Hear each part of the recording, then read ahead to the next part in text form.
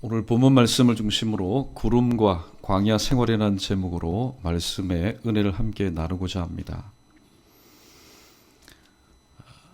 하나님께서 출애굽 이후에 이스라엘 백성들을 인도하실 때에 항상 지금까지 그 어떤 민족도 그 어떠한 백성들도 체험하지 못하고 경험하지 못한 방식으로 하나님의 백성을 인도해 주셨습니다.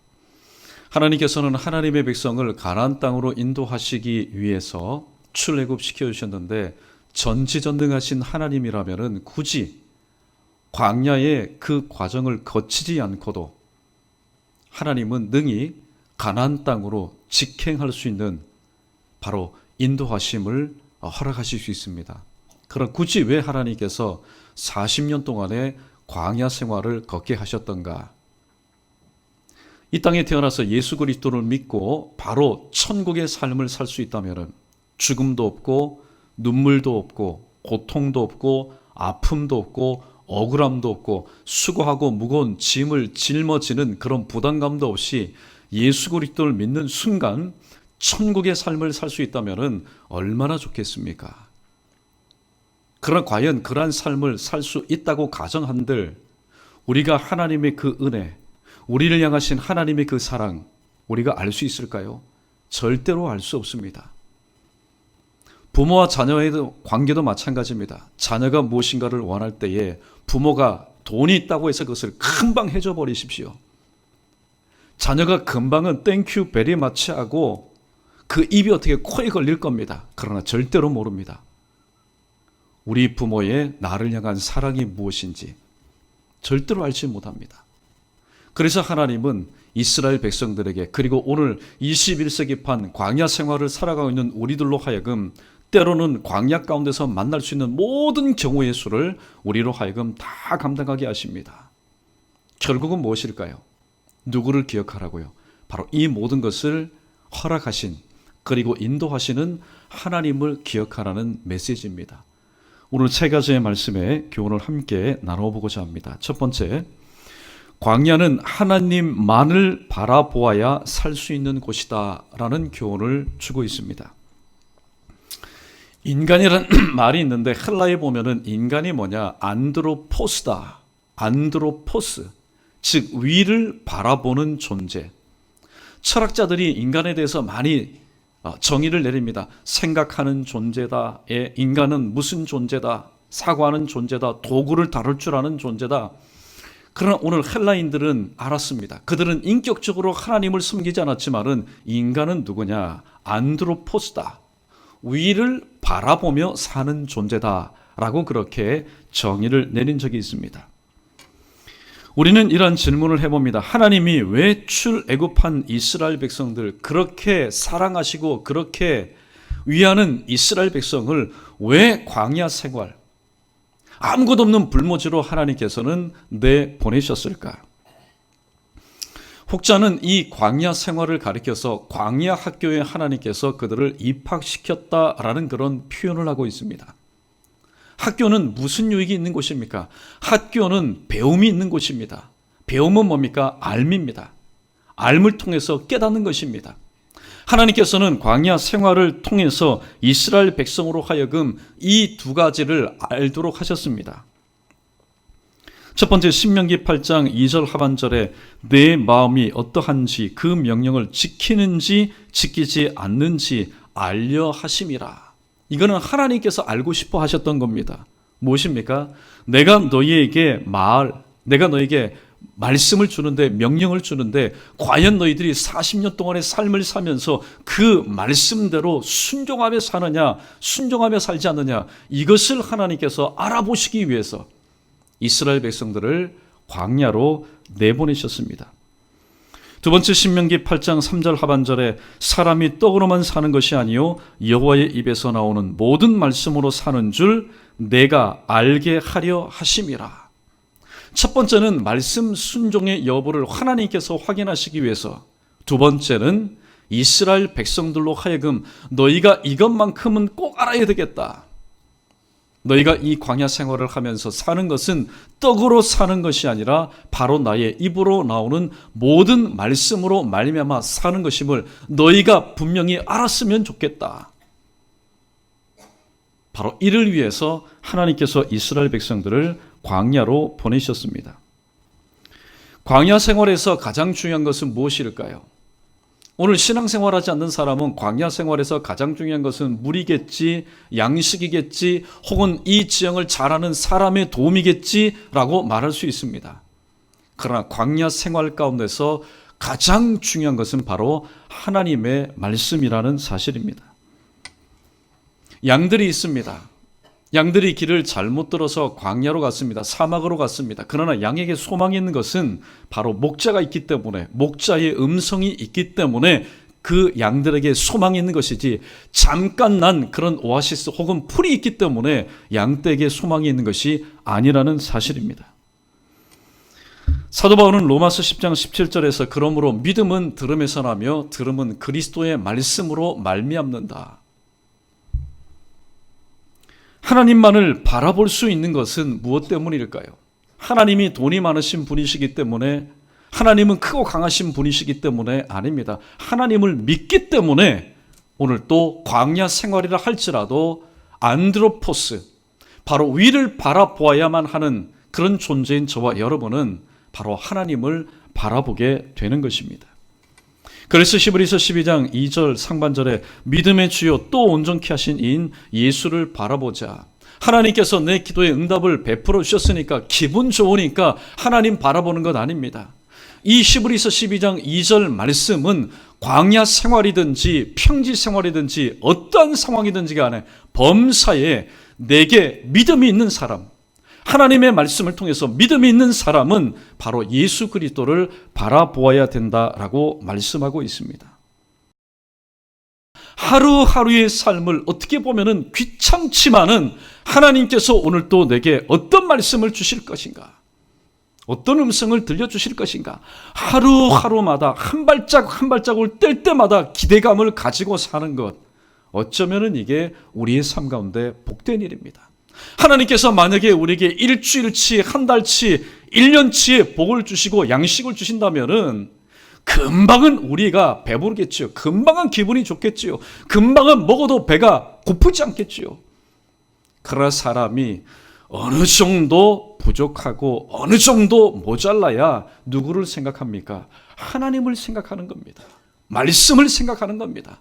그러나 배가 부르고 무엇인가 부족함이 없고 풍족하면은 우리 모두에게는 이런 영적인 건망증이 있습니다. 잊어버립니다.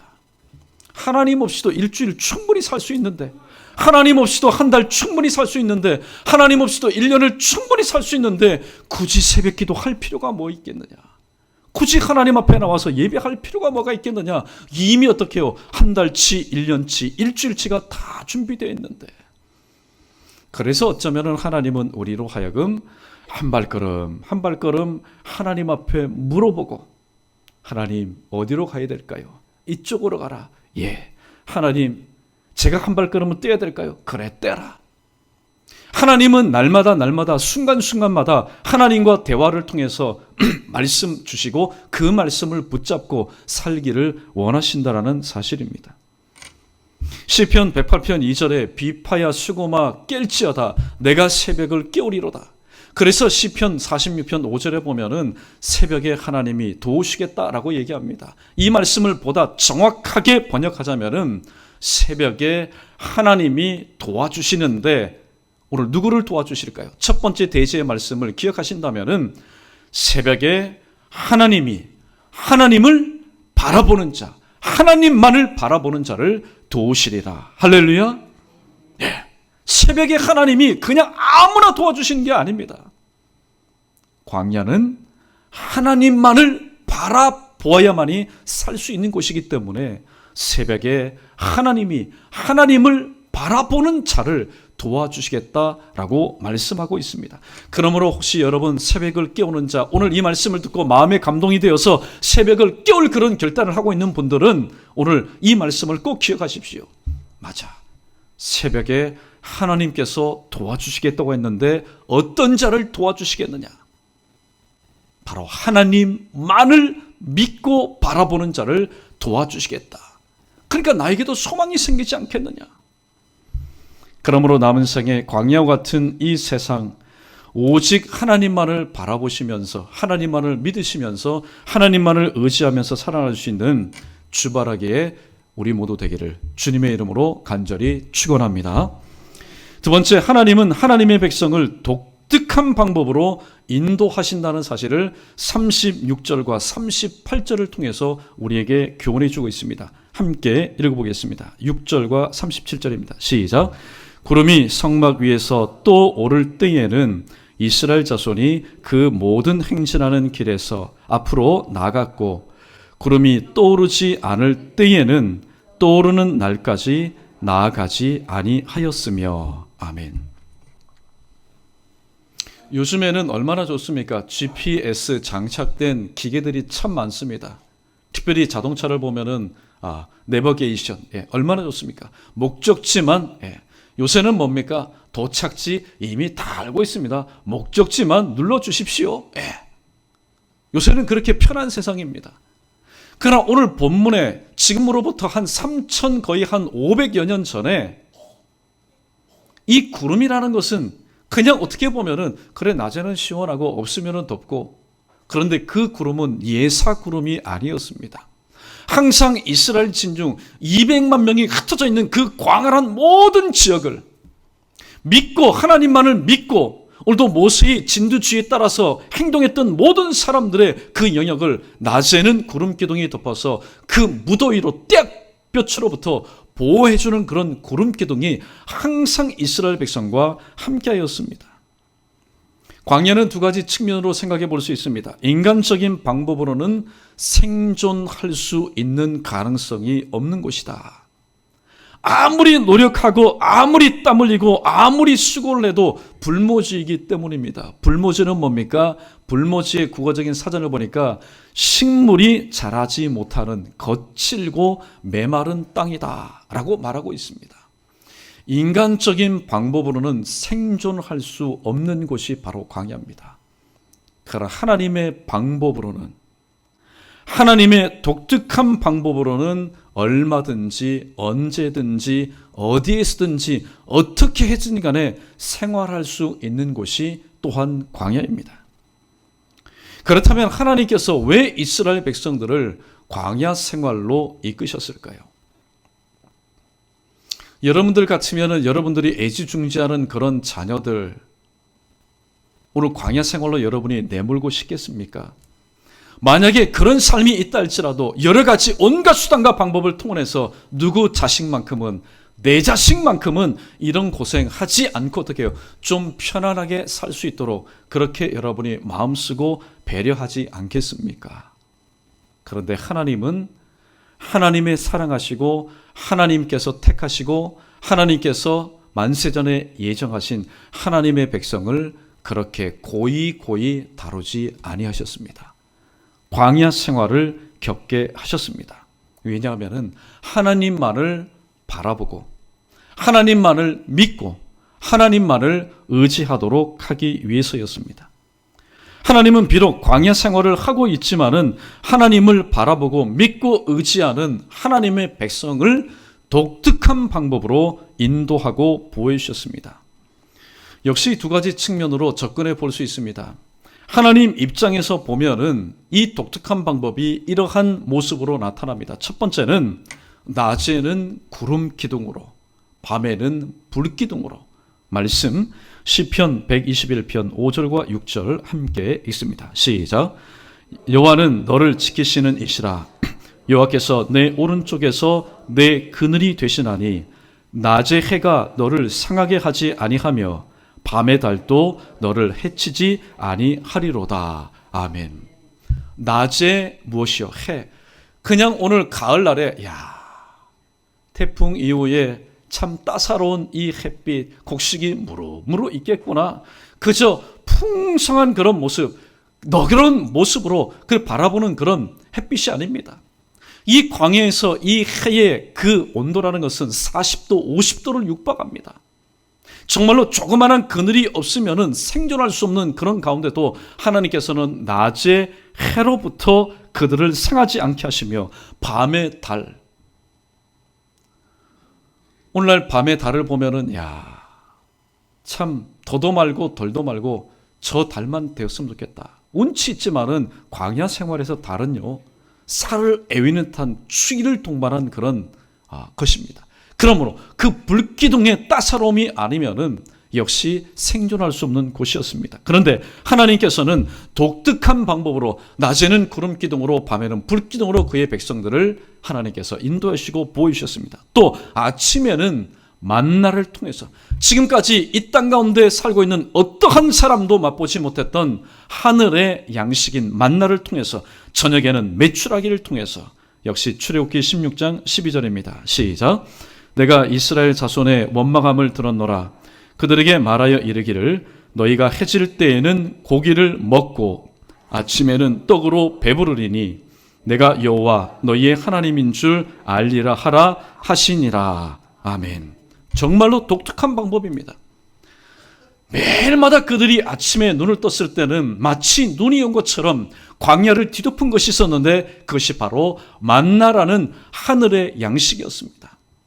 이들이 만나만 먹다 보니까 아이고 우리가 애굽에 있었을 때는 그래도 어떡해요. 그 가마에서 우리가 고기 덩어리도 건져 먹었는데, 거짓말해도 좀 정도껏 해야 됩니다. 노예가 무슨 고기를 먹겠습니까? 하나님께서는 그러나 그들의 불평조차도 선으로 갚아주셨습니다. 저녁이면은 그 광야 가운데 어디서 왔는지 모르겠지만 메추라기들이 온 지면을 다 덮었습니다. 독특한 방법으로 그들을 먹여주셨습니다. 그리고 목마를 때에 참 문제죠. 양식이 있으면 못합니까? 사실 보면 물이 없으면 죽습니다. 그러나 오늘 또 목마를 때에 하나님께서는 반석에서 물을 통하여, 그래서 고린도전서 10장 4절 말씀 함께 있습니다. 시작. 다 같은 신령한 음료를 마셨으니 이는 그들을 따르는 신령한 반석으로부터 마셨음에 그 반석은 곧 그리스도 신이라. 아멘. 이스라엘 백성들이 갈 때마다 오늘 또 그리스도이신 주님께서 친히 반석이 되어오셔서 그들의 목마름을 주님께서 해결해 주셨습니다.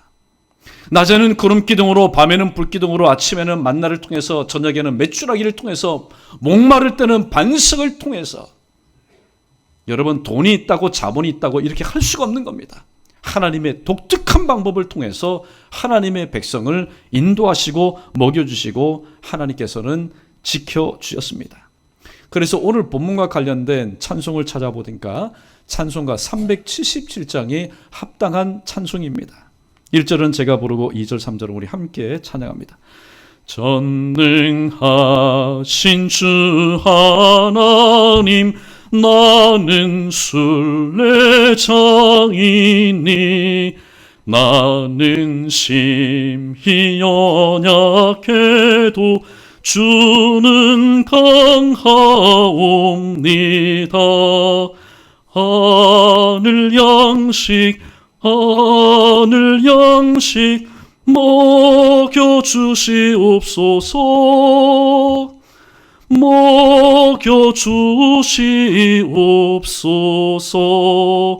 수정 같은 생명수를 마시도록 하시며 불과 구름 기둥으로 하소서. 나의 주여 힘과 방패 되소서. 힘과 방패 되소서. 요단강을 건널 때에 겁이 없게 하시고 저기 배는 가나안 땅 편히 닿게 하소서. 영원토록 주께 찬양하리라. 주께 찬양하리라.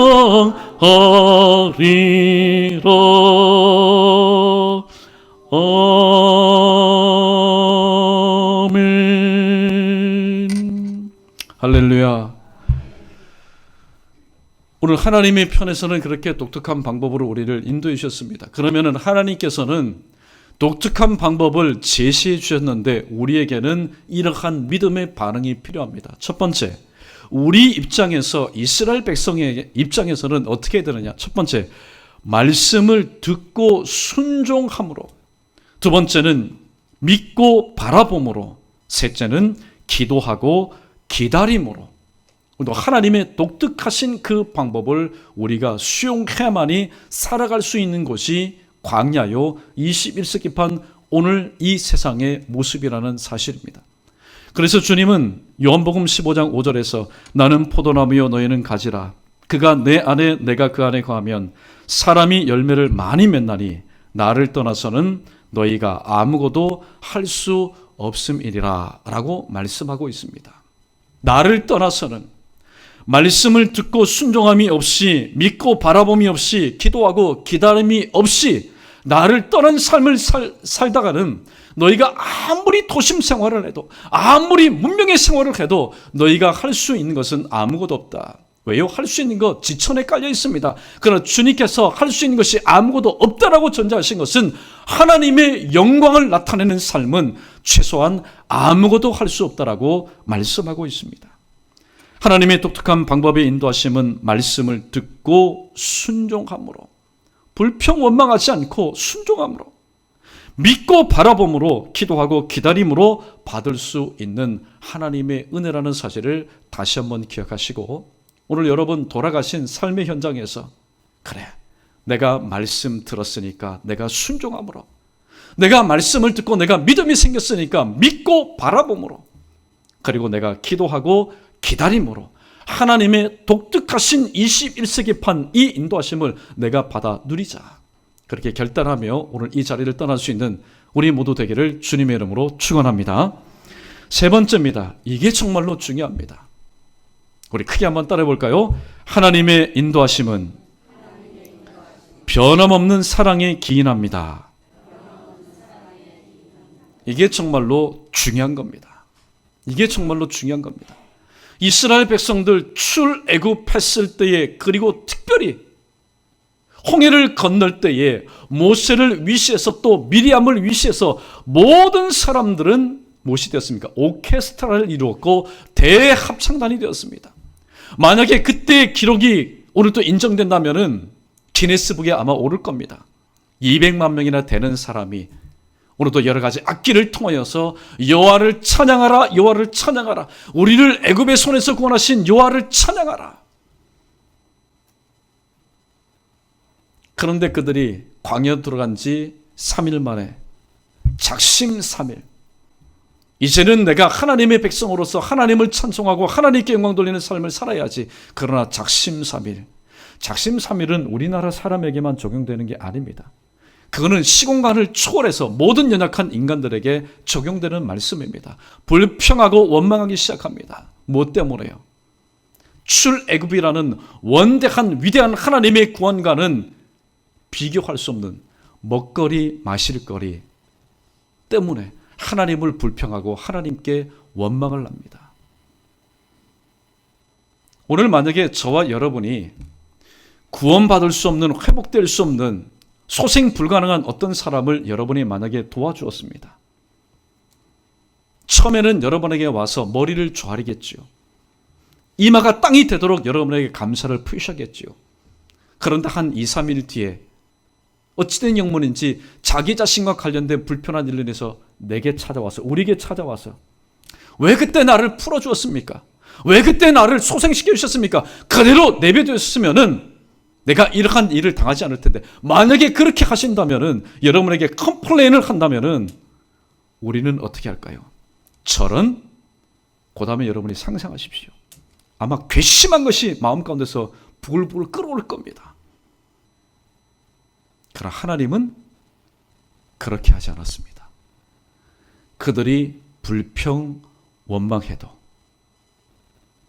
하나님은 변함없는 사랑으로 40년 동안, 아니요, 지금까지도, 아니요, 하나님께서 부르시는 그 순간까지도 우리를 인도하시고 보호하여 주십니다. 할렐루야.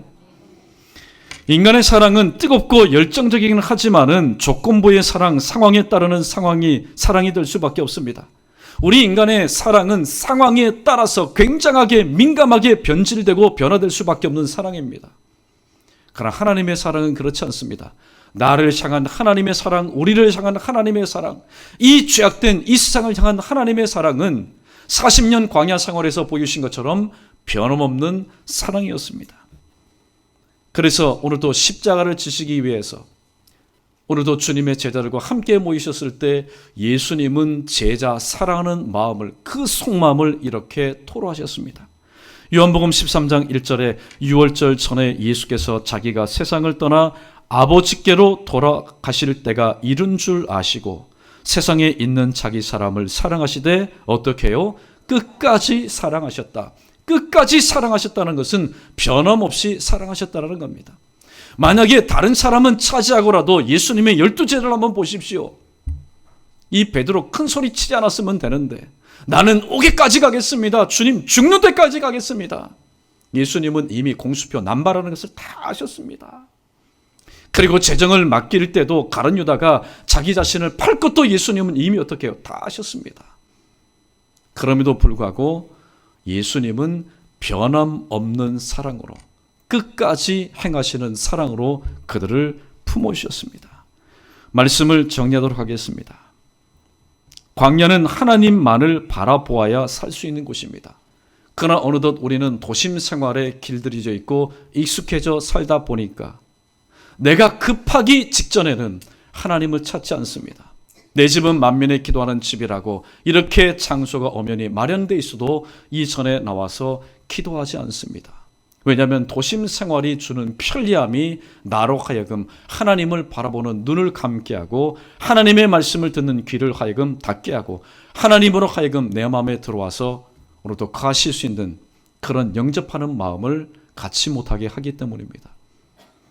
그러나 우리가 사는 이 세상도 엄연히 어떻게 보면 21세기판 광야 생활 같은 곳입니다. 왜냐하면 하나님만을 믿고 하나님만을 바라보고 하나님만을 의지하지 않고서는 살아갈 수 없는 곳이기 때문입니다. 두 번째, 하나님은 당신의 백성을 독특한 방법으로 인도하십니다. 낮에는 구름 기둥으로, 밤에는 불 기둥으로, 아침에는 만나로, 저녁에는 메추라기를 통해서 우리가 목마르다고 할 때는 신령한 반석 대신 예수 그리스도를 통해서 우리로 하여금 영원히 목마르지 않도록 하나님은 독특한 방법으로 우리를 인도하십니다. 그 독특한 방법을 우리는 무엇을 통해서요? 말씀을 듣고 순종함으로, 믿고 바라봄으로, 기도하고 기다림으로 얼마든지 하나님의 독특한 방법을 우리는 수용할 수 있습니다. 마지막으로 하나님의 인도하심은 변함없는 사랑에 기인한다라고 말씀하고 있습니다. 오늘 제목의 말씀 다시 한번 크게 한번 따라 보겠습니다. 구름과 광야 생활. 구름과 광야 생활. 오늘 마지막 자막을 한번 띄워줘 주십시오. 자, 영어 표현인데 예수 그리스도를 믿는 사람을 가리켜서 크리스찬이라고 얘기합니다. 그런데 이 크리스찬이라는 이 영어를 보면은 참 심오한 뜻이 있습니다. 소문자로 시작되는 크리스찬, 예수 그리스도를 믿는 저와 여러분을 의미합니다. 그런데 이 단어를 분석해 보면 이와 같습니다. 대문자로 시작되는 크라이스트, 예수 그리스도, 제일 앞에 있습니다. 오늘 본문에서 항상 구름 기둥은 이스라엘 백성들 앞에서 인도했습니다. 뒤에 나와 있는 아이는 뭡니까? 소문자일은 바로 저와 여러분, 우리 인생입니다. 주님을 오늘 또 21세기간 구름 삼고 가장 앞서서 모시고 그 뒤를 따르는 사람이 뒤에 사람을 나타내는 전미사 AN이 붙어서 바로 크리스찬이라고 얘기합니다. 오늘 제목의 말씀처럼 오늘도 주님의 임재하심을 뜻하는 구름, 그리고 그 뒤에서 광야 생활을 하는 이스라엘 백성들처럼 항상 하나님을 우리의 생각과 우리의 모든 범사에 염두에 앞에 두시고 살아갈 때에 21세기판 구름 기둥과 광야 생활을 오늘도 말씀을 붙잡고 기도함으로 오늘도 기다림으로 기도함으로 능히 감당해낼 수 있는 오늘 이 예배 참여한 저와 여러분 우리 모두 되기를 주님의 이름으로 간절히 축원합니다.